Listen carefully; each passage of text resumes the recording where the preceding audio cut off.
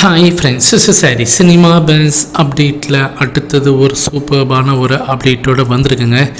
கூலி திரைப்படத்தோடைய box office கொஞ்சம் கூட பார்த்தினாக்கா அடங்கலை அப்படின்னு தான் சொல்லணும்.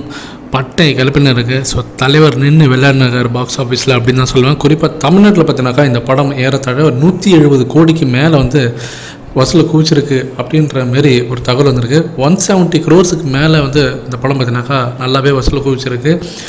இந்த படத்தோடைய வெற்றி ஒரு சிறப்பான ஒரு வெற்றியாக தான் இருக்க போகுது அப்படின்ற மாதிரி சொல்லியிருக்காங்க. அநேகமாக இந்த படத்தோடைய அந்த லைஃப் டைம் கலெக்ஷன் பார்த்தீங்கன்னாக்கா 200 கோடி கிராஸ் பண்ணிவிடும் தமிழ்நாட்டில் அப்படின்றது தான் லேட்டஸ்டான அப்டேட். இது ஒரு பக்கமாக இருக்கும்போது அடுத்தது அமெரிக்கா $6.8 மில்லியன் மேலே வசூல் குவிச்சிருக்கு. தமிழ் சினிமா வரலாற்றிலே எந்த ஒரு படமும் தொடாத ஒரு உச்சம் அப்படின்னு சொல்லணும்.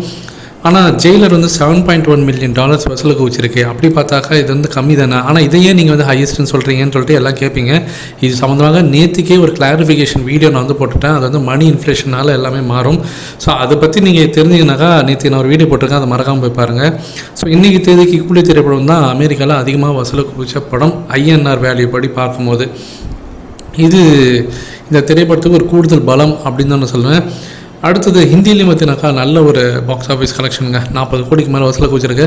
கர்நாடகாவில் டிஸ்ட்ரிபியூட்டர் பார்த்தினாக்கா நல்ல ப்ராஃபிட் வர ஆரம்பிச்சிருக்கு. ஆந்திராவில் இன்றைக்கி பிரேக் ஈவன் தொட்டுடும். இன்னிலேருந்து பார்த்தினாக்கா அவங்களுக்கும் நல்ல ஒரு ப்ராஃபிட் வந்துடும் அப்படின்ற மாதிரி தகவல் வந்திருக்கு.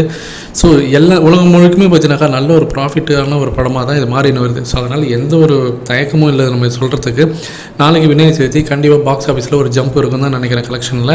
அடுத்தது வர சாட்டர்டே சண்டே அதுதான் அந்த படத்தோடைய கடைசி அந்த லாஸ்ட்டு ஒரு ரன்னாக இருக்கும், ஒரு புஷ்அப்பாக இருக்கும் பாக்ஸ் ஆஃபீஸில் அந்த கலெக்ஷனை பொறுத்த வரைக்கும். ஸோ வெயிட் பண்ணி பார்ப்போம் ஃப்ரெண்ட்ஸ்.